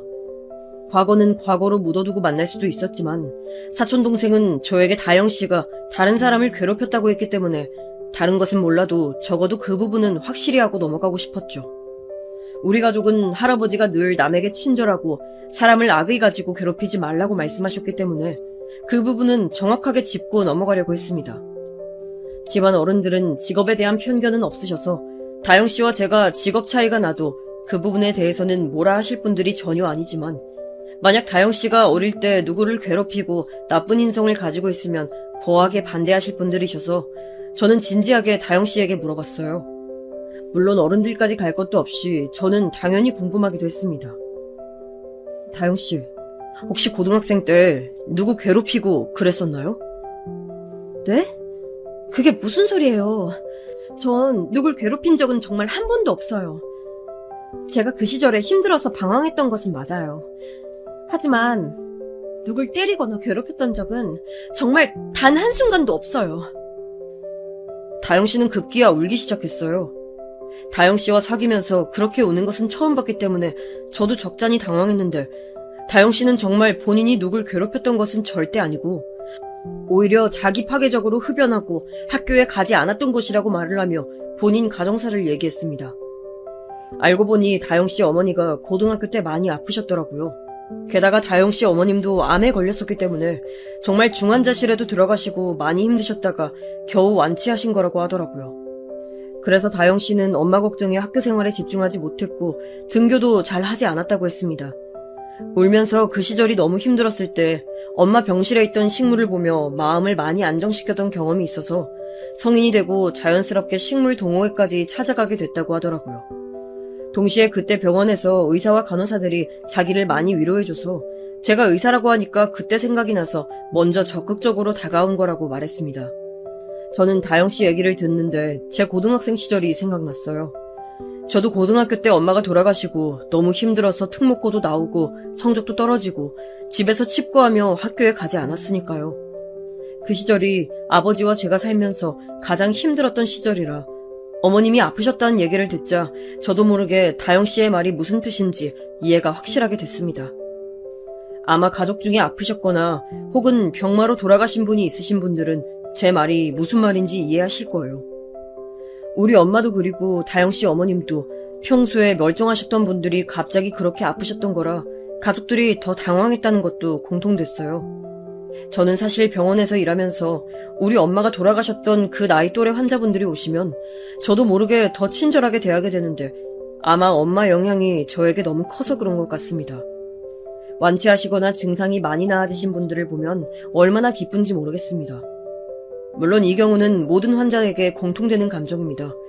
모두 안 아프시고 건강하게 사셨으면 좋겠어요. 아무튼 다영씨 얘기를 들으니까 사촌동생이 오해했을 수도 있겠다 싶었죠.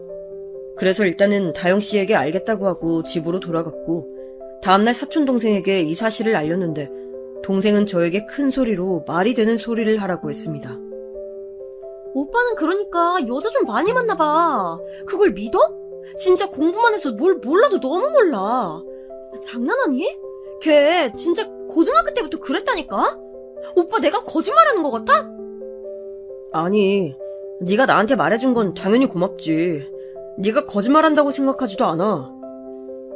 사촌동생은 저에게 그 말을 믿냐고 화를 냈지만 저는 다영씨와 제가 둘 다 비슷한 아픔이 있으니까 아무래도 다영씨를 믿고 싶은 마음이 컸습니다. 또 우리 가족들은 거짓말을 정말 싫어하는데 사촌동생이 자기가 거짓말한 것 아니라고 길길이 날뛰니까 저는 진정시키려고 애를 썼습니다. 거짓말을 좋아하는 사람이 어디 있겠냐마는 사실 할아버지가 회사 설립하시고 믿었던 동료한테 배신당해서 크게 휘청했던 적이 있어요.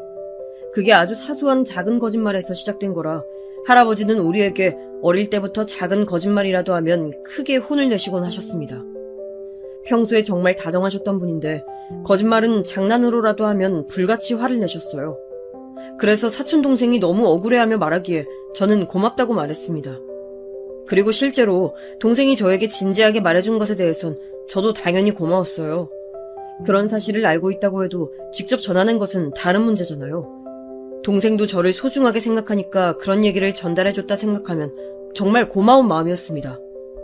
하지만 제가 엄마를 잃은 슬픔이 당시에 너무 컸기 때문에 암에 걸리셨다던 다영씨 어머니 얘기를 들으니까 저도 사람인지라 한 번에 다영씨를 떠나는 것이 힘들었습니다. 또 제가 안 그래도 원래 성격 자체가 내성적인데 어머니가 돌아가시고 더 심하게 소극적인 성격으로 변해서 주위에 친구도 몇 명 없었기 때문에 이렇게 저에게 다가와줬던 다영씨가 고맙기도 했어요. 제가 그래도 다영씨를 믿어본다니까 사촌동생은 그럼 나중에 자기에게 딴소리 하지 말라며 으름장을 놓더라고요. 제가 다영씨에게 믿는다고 말하자 다영씨는 본인을 이해해줘서 고맙다고 울며 저에게 결혼해서 평생 저와 살고 싶다고 말했습니다. 본인도 너무 걱정이 많았고 제 사촌동생을 보자마자 자기를 오해하고 있을까봐 얼마나 마음을 졸였는지 모르겠다고 하더라고요. 그러면서 이렇게 이해심 넓은 저와 평생을 함께하고 싶다는 말을 전했습니다. 그렇게 저는 남자로 태어나서 제가 프로포즈를 하지 않고 반대로 받게 되었는데 기분이 나쁘지 않고 오히려 좋았습니다. 저는 그날 밤 바로 아버지에게 결혼하고 싶은 여자가 생겼다고 했더니 아버지는 다른 것은 묻지 않고 사람이 괜찮냐고 물으셨고 저는 나쁘지 않다고 대답했습니다. 그렇게 다영씨를 우리 집으로 먼저 데려와서 인사시켰는데 다영씨는 아버지에게 어찌나 싹싹하게 대하던지 저는 정말 놀랐습니다. 아버님 안녕하세요. 아버님이 술 좋아하신다고 들어서 제가 이 인삼주 정말 어렵게 공수해서 왔어요. 부담 갖지 마시고 받아주세요. 아버지가 술을 정말 좋아하시는데 제가 그걸 가볍게 말한 적이 있어요. 특히 아버지는 엄마가 돌아가시고 술에 의존을 많이 하셨기 때문에 옛날 전통주나 고량주에 관심이 많으십니다. 그렇다고 알코올 중독자는 아니고 그냥 엄마가 너무 그리우실 때 혼자 마시곤 하세요. 저도 대학생 때 지금보다 시간이 많았을 때는 아버지와 같이 술동무도 해주곤 했습니다. 지금은 너무 바빠서 그럴 시간이 많지 않아 아쉬웠는데 다영 씨는 그걸 기억하고 우리 집에 올 때 인삼주를 준비해서 왔더라고요. 그리고 셋이 집에서 어색할 줄 알았는데 다영 씨는 중간에서 말을 제일 많이 하며 분위기를 이끌었습니다. 제가 엄마가 일찍 돌아가셔서 그 얘기도 어쩌다 나오게 되었는데 다영 씨는 본인도 고등학교 때 엄마가 많이 아프셨기 때문에 그 마음이 뭔지 안다고. 하지만 정말 돌아가신 건 우리 집이니 고통을 함부로 공감하는 것이 오히려 상처가 될 수도 있어서 조심스럽다고 하더라고요. 그 말에 아버지는 정말 크게 감명받으셨고 다영 씨를 좋게 보기 시작하셨습니다. 그리고 다영 씨가 우리 집에 와서 인사했으니 저도 다영 씨 집에 가서 인사했는데 다영 씨 부모님은 제가 의사라는 것을 이미 들어서 알고 있었는지 저를 굉장히 환영해 주셨어요. 인사하러 가자마자 이서방 오셨냐고 정말 상다리가 부러지는 것 아닌가 생각이 들 정도로 준비를 해주셨더라고요. 저는 엄마가 돌아가시고 물론 고모나 할머니가 오셔서 음식을 종종 가져다 주시긴 했지만 아무래도 아버지와 둘이 사니까 이렇게 차려 먹은 적은 없었거든요. 아버지도 요리하시고 저도 요리를 했지만 그래도 전업주부랑은 아무래도 손맛이 다르잖아요. 그런데 오랜만에 손맛이 느껴지는 갈비찜과 잡채, 된장찌개, 그리고 제가 좋아한다고 다영 씨에게 스쳐 지나가듯 말했던 간장게장까지 있었습니다. 저는 그 식탁을 보고 너무 놀랐지만 정말 맛있게 잘 먹었어요. 장모님은 제가 의사인 게 너무 좋으셨는지 저를 부르실 때 의사사위라고 하셨는데 장인어른도 그렇고 제 직업이 마음에 드신 것 같아 뿌듯했습니다. 그리고 제가 엄마가 일찍 돌아가신 것도 알고 계셨는지 부모님에 대해서 딱히 언급을 깊게 하진 않으셨습니다. 대신 저에 대해 많이 물어보셨는데 나중에 개원할 것인지 돈은 얼마나 모아놨는지 많이 물어보셔서 다 대답해드렸습니다. 저는 숫기도 없고 자랑하는 데 익숙지 않아서 제 입으로 우리 집도 여유 있다는 것을 막 자세하게 말하진 못했습니다. 그래도 제 대답에서 어느 정도 티가 났는지 장모님은 연신 웃으셨어요. 두 분 다 저를 열렬하게 환영해 주셔서 저도 정말 행복했습니다. 장인어른은 술이 너무 달다고 계속 드셨는데 그러면서 본인 집안도 꿀리지 않다는 것을 알리고 싶으셨는지 장인어른은 술에 취해 자기 자랑을 많이 하셨어요. 내가 한국 기업에 오래 다녔어. 여기서 자그마치 20년을 다녔단 말이야. 들어봤어? 여기가 네로라는 대기업은 아니어도 정말 알아주는 기업이야. 내가 여기서 굉장히 중요한 역할로 일하고 있어. 저는 그런데 다영씨 아버지가 하는 말을 듣고 깜짝 놀라게 되었는데 왜냐하면 다영씨 아버지가 다니던 기업은 우리 큰아버지가 회장으로 있던 기업이었기 때문이에요. 그래도 거기서 그 기업 우리 할아버지가 세우셨고 지금 회장은 우리 큰아버지라고 말하는 것이 분위기를 깨는 것 같아 굳이 언급하진 않았습니다. 본인이 중요한 역할로 일하고 있다고 하는데 사실 우리 가족이 그 회사 가지고 있다고 하면 기분이 나쁠 것 같아 제 딴에는 배려를 해드린 거였어요. 물론 끝까지 숨기려고 한 것은 아니고 나중에 때가 되면 말해야겠다고 생각했었죠. 다영씨 어머니가 아팠다는 것을 먼저 얘기 꺼내는 것도 예의가 아닌 것 같아 그 부분은 언급하지 않았고 정말 그 자리에선 다영씨 아버지 자랑과 저를 칭찬하는 얘기뿐이었어요. 그리고 다영씨 어머님은 예전에 암에 걸리셔서 아프셨던 것이 정말 맞는지 의심이 될 정도로 혈색도 좋으시고 매우 건강해 보이셔서 속으로 얼마나 다행으로 생각했는지 몰라요. 그렇게 저와 다영씨는 양가 인사를 마무리하게 됐고 다행히도 서로 집안에서 좋게 봐주셔서 결혼 준비는 매우 순조롭게 시작되나 싶었는데 역시나 사촌동생이 기어코 결혼하는 거냐고 저에게 말을 꺼냈습니다.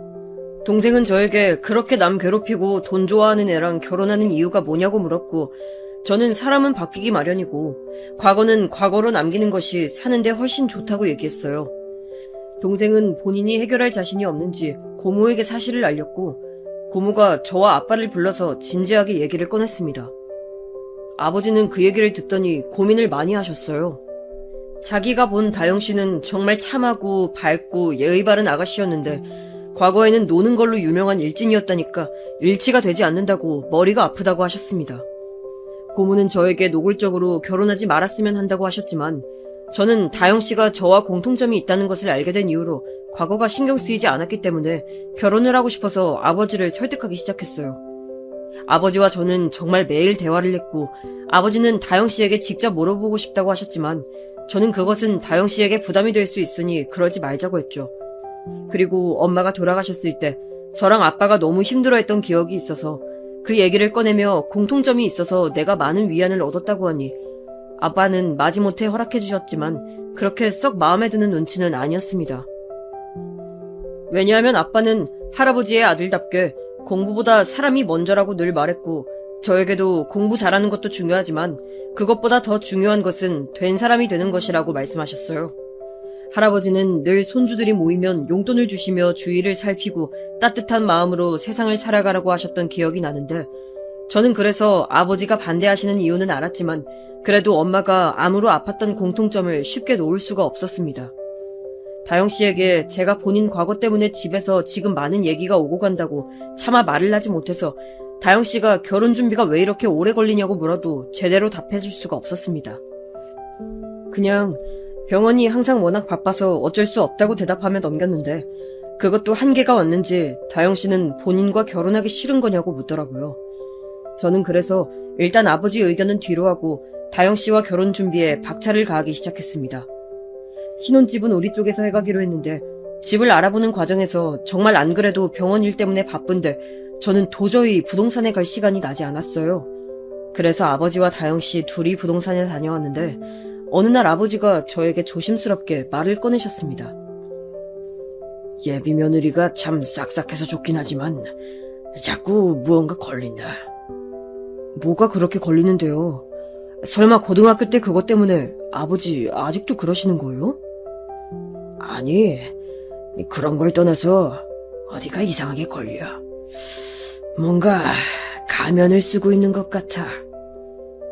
아버지가 다영씨를 안 좋게 생각하니까 그런 거 아니에요? 저는 그러면 안 된다는 것을 알면서도 자꾸 우리 집에서 노골적으로 혹은 은근히 다영씨를 마음에 들어하지 않으니까 제 선택이 부정되는 것 같아 말이 뾰족하게 나오기 시작했습니다.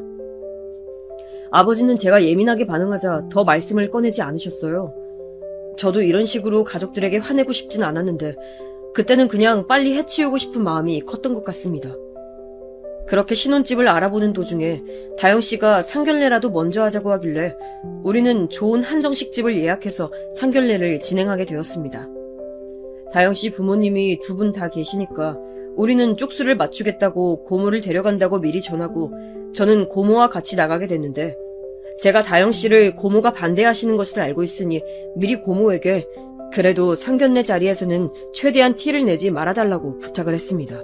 고모는 꺼림직하지만 일단 알겠다고 대답하고 가는 차 안에서 또 한바탕 서로 언성이 높아졌지만 꾹 누르고 한정식집으로 가게 됐습니다. 저희가 도착했을 때 이미 다영씨 부모님은 와 계셨고 우리는 아주 어색하게 첫 만남을 시작하게 되었어요. 서로 날씨 얘기부터 시작해서 음식에 대한 평가까지 겉도는 얘기를 먼저 시작하다가 본격적으로 서로에 대해 알아보는 시간을 가지게 됐는데 거기서 저는 정말 인생에서 가장 놀라운 경험을 하게 됐습니다. 정말 한정식집에 들어가기 전까지 하더라도 저는 이런 일이 발생할 줄 몰랐는데 아직도 그날이 생생한 기억으로 자리 잡고 있어요. 그 대화의 시작은 예비 장인어른의 입에서부터 시작됐습니다. 제가 한국 기업에서 근무하고 있어서 그 분야는 잘 알고 있어요. 또 제가 거기서 되게 잘 나갑니다. 저는 그 말을 듣자마자 아차 싶었던 것이 제가 다영씨의 과거 때문에 장인어른이 어디 다니는지 식구들에게 말을 하지 않았던 것이 문득 떠올랐습니다. 급하게 아버지와 고모 표정을 살펴보니까 두 분 다 당황하셨지만 애써 괜찮은 척을 하고 있더라고요. 저는 지금이라도 그 기업 사실 우리 가족이 운영하고 있다고 말을 해야 하나 고민 중이었는데 장모님이 화제를 돌리더라고요. 재민이가 어머니 잃고 힘들었다던데 그래도 어떻게 이렇게 똑똑하고 바르게 자라서 얼마나 자랑스러우세요. 아마 어머님도 하늘에서 기뻐하실 거예요. 아유, 아닙니다. 사돈도 같은 병으로 아프셨다고 들었는데 지금 건강하니까 얼마나 다행이세요. 완치하셨다니 제가 다 기쁩니다. 네? 제가 아팠다고요? 엄마, 예비 장모님은 본인이 아팠다는 소리를 처음 듣는 표정을 지으셨고 다영 씨는 아주 급하게 장모님의 입을 막았습니다. 저는 순간에 이게 뭐지라는 생각이 들었는데 아니나 다를까 고모가 그 찰나를 놓치지 않더라고요. 아니, 다영 씨 고등학생 때 많이 아프셨다면서요. 암에 걸렸다고 하시던데 아닌가요? 아유, 저는 살면서 암에 걸렸던 적이 없는데요? 저는 정말 순간 머리를 한 대 맞은 것 같았습니다. 고모는 이게 무슨 소리냐고, 다영 씨가 고등학교 때 방황했던 이유가 엄마 암 때문이라 해서 우리가 넘어갔는데 너무 황당하다고 말씀하셨고, 장모님과 장인어른 그리고 다영 씨는 정말 당황한 눈치였습니다. 특히 장모님은 그게 무슨 말씀이시냐고 크게 당황하시더라고요. 저는 도대체 이 현실이 믿기지 않아 다영 씨에게 해명의 눈빛을 보냈는데 다영 씨는 얼굴이 새빨개진 채 아무 말도 하지 않았습니다. 저는 그래도 일단 이 자리가 끝나고 다영 씨에게 따로 물어봐야겠다 싶어 화제를 겨우 돌렸습니다. 그래도 일말의 애정이 남아있어서 최대한 겉으로는 좋게 포장하고 싶은 마음이었어요. 그러다 우리 아빠 직업 얘기가 나오게 됐는데 아버지는 당당하게 본인은 지금 환경미화원으로 일하고 있다고 하셨어요. 그런데 그 얘기를 듣자 장인어른 표정이 급격히 변하더니 지금 이게 무슨 소리냐고 하더라고요. 저는 조심스럽게 장인어른에게 여쭤봤습니다. 무슨 문제라도 있나요? 아니, 고위 공무원이라고 해서 믿었더니 환경미화원? 장난해요? 사기꾼들 아니야? 당신 의사 맞아? 저는 아버지 직업을 공무원이라고 한 적이 없습니다. 사실이었어요. 저는 다영 씨에게 아버지가 환경미화원으로 일하고 있다고 말한 적은 있어도 단 한 번도 고위 공무원이라는 말은 한 적이 없었습니다. 대충 분위기를 보니 다영 씨가 중간에서 거짓말을 한 것 같았습니다. 정말 다영 씨의 거짓말이 어디서부터 어디까지인지 도저히 파악이 안 돼서 이 결혼은 안 되겠다고 속으로 생각하고 있었는데 제 귀에 장인어른의 목소리가 들렸습니다. 어디서 무슨 시궁창 냄새 나지 않아? 우리한테 거짓말했다고 뭐라 할 상황이 아닌데? 지금 뭐라고 하셨어요? 말이면 답니까? 저는 우리 아버지를 눈앞에서 욕한 것에 너무 분노해서 예비 장인에게 소리를 질렀더니 장인어른은 제 멱살을 잡았습니다. 아버지는 그때까지 가만히 계시다가 제가 멱살이 잡히자 일어나셔서 지금 뭐하는 짓이냐고 떼어내고 예비 장인에게 말씀하셨어요. 지금 누구 멱살을 잡아? 당장 파혼해! 그리고 당신 그거 알아? 당신이 그렇게 자랑하는 회사 회장이 우리 큰형이야. 그 회사 창업한 건 우리 아버지고!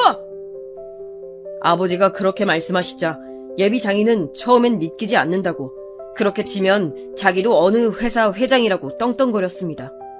보다 못한 고모가 지갑에서 명함을 꺼내 장인어른께 보여주자 장인어른은 크게 당황하더니 말을 더듬기 시작했습니다.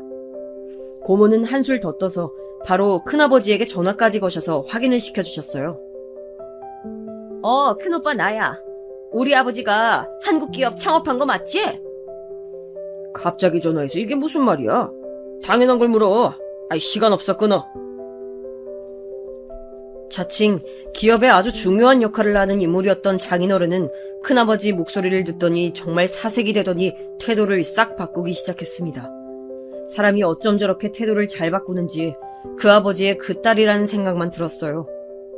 아이고, 우리 서로 오해가 있었나 봅니다. 우리 차분히 얘기해 봅시다. 아니요, 저는 그쪽 집안과 할 얘기 없습니다. 다영 씨에게도 너무 실망했어요. 우리 살면서 이제 더 볼 일 없을 거예요. 저는 그 말을 끝으로 아버지와 고모를 데리고 나오려고 했는데 정말 장인어른은 말 그대로 싹싹 빌기 시작했습니다.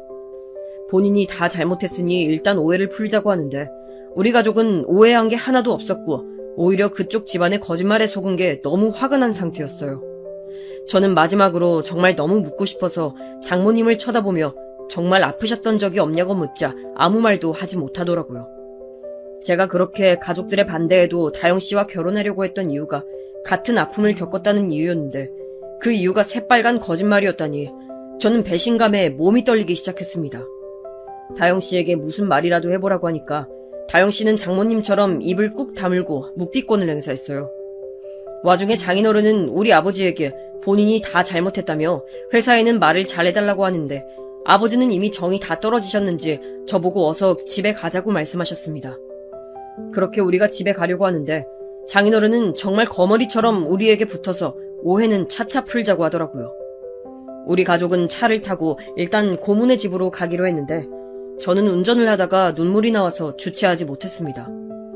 그냥 정말 복합적인 마음이 들었기 때문인데 배신감도 들고 허탈함도 들고 모욕적인 감정도 들고 너무 많은 일이 다가오니까 정신을 차리기 힘들었어요. 그렇게 고모네 집에 도착해서 사촌동생을 보자 너무 미안한 마음에 눈물이 더 나오더라고요. 사촌동생은 제가 우는 것을 처음 보니까 당황해서 왜 그러냐고 했고 고모가 상견례 자리에서 있었던 일을 말하니까 그럴 줄 알았다고 다영이 걔 보통 여우가 아니라고 길길이 날뛰기 시작했습니다. 내가 진짜 미안해. 내가 속았어. 너한테 면목이 없다. 오빠 잘못 아니야. 걔 원래 사기 잘 쳐서 고등학교 때부터 유명했어. 나는 오빠가 결국 파혼했다니까 그게 그렇게 기쁘다. 지금 속이 다 시원해. 너무 잘했어. 동생은 속이 다 시원하다며 잘한 선택이라고 저를 위로해줬어요. 그리고 다음날에 큰아버지에게 연락해서 그동안 있었던 일을 쭉 얘기하자 큰아버지는 마음고생 심했을 것 같다고 저에게 자기가 한번 알아보겠다고 하더라고요. 저는 제가 다영씨에게 속은 것도 속은 거지만 무엇보다 우리 아버지에게 시궁창 냄새가 난다고 했던 것이 너무 속상했습니다. 저는 아버지가 환경미화원으로 일하시는 것이 단 한 번도 부끄러웠던 적이 없고 오히려 자랑스러웠는데 그렇게 제 앞에서 무시당하는 것을 보니까 상견례 자리가 끝나고도 한동안 속에서 울컥하는 마음이 올라오더라고요. 나중에 큰아버지에게 들은 내용으론 장인어른은 본인이 그렇게 자랑했던 것과 달리 딱히 그렇게 중요한 인물은 아니었다고 합니다. 본인 말로는 되게 회사에 엄청난 영향력을 행사하는 것처럼 저에게 얘기했지만 사실 그냥 어떤 부사의 팀장 그 이상 그 이하도 아니었다고 하더라고요. 그리고 큰아버지에게 저는 중요한 승진을 앞두고 있었는데 본인이 알아서 처리했다고 했습니다. 어쩐지 큰아버지가 그 기업 회장이라고 하니까 날뛰던 모습이 예사롭지 않았는데 알고 보니 그 중요 직무를 위해 승진을 몇 년째 노리고 있었다고 하더라고요. 그 얘기를 듣고 평소 같았으면 저는 굳이 그렇게까지 하실 필요는 없다고 말했겠지만 이번만큼은 속이 너무 시원하고 쌤통이라는 생각이 들었습니다. 상견례가 끝나고 다영씨에게 정말 많은 연락이 와서 핸드폰이 마비될 정도였는데 저는 깔끔하게 발신자 차단하고 번호까지 바꾸었어요. 다영씨는 저에게 오해가 있다고 얘기해서 풀자고 했지만 저는 이미 다영씨가 저를 속이고 장인어른이 우리 아버지를 무시한 것은 사실이고 변하지 않으니까 연락하지 말라고 했습니다. 다영씨는 처음 저에게 접근했던 것처럼 병원 앞에도 찾아왔지만 저는 그런 다영씨를 보면 아예 무시하고 지냈습니다. 장인어른은 승진이 밀리자 제 번호를 알아내서 전화로 억울하고 슬프다고 하소연하길래 장인어른의 번호도 차단했습니다. 아니, 이제 장인어른도 아니죠. 그렇게 저는 깔끔하게 그 집안과 연을 끊었고 사촌동생이 이제 제대로 된 사람을 만나라며 본인 친구를 소개해줘 그분과 긍정적으로 만나고 있습니다. 워낙 크게 되었기 때문에 바로 결혼 얘기를 하고 있진 않지만 그래도 적어도 사촌동생의 친구라 저에게 거짓말한 것은 없다는 점이 가장 좋아요. 아버지는 저에게 결혼식 전에 알아서 얼마나 다행이냐고 오히려 위로해 주셨는데 저는 아버지에게 그런 모욕적인 말을 듣게 한 게 다 저 때문인 것 같아 한동안 너무 죄송한 마음이 들었습니다. 사촌동생이 진심으로 저를 걱정해서 해줬던 말도 생각나고 마치 뭐에 홀린 듯 다영씨를 믿었던 제가 한심하게 느껴지더라고요. 사촌형 말로는 제가 어릴 때부터 순해서 사람을 워낙 잘 믿으니까 그런 거라는데 앞으로 가족들에게 어떤 일을 하기 전에 많이 물어보려고 합니다. 저도 많은 나이는 아니지만 확실히 이제 왜 어른들이 나중에 남는 것은 가족밖에 없다고 말을 하는지 알겠더라고요. 여기까지가 제 파혼에 관한 사연이었습니다. 끝까지 들어주신 여러분 정말 감사합니다. 마지막으로 직업에 대한 귀천은 전혀 없고 어느 직업이든 자랑스럽게 일하시는 분들이 대부분이니 여러분들은 직업으로 사람을 판단하지 않길 진심으로 바라며 제 사연을 끝내겠습니다. 감사합니다.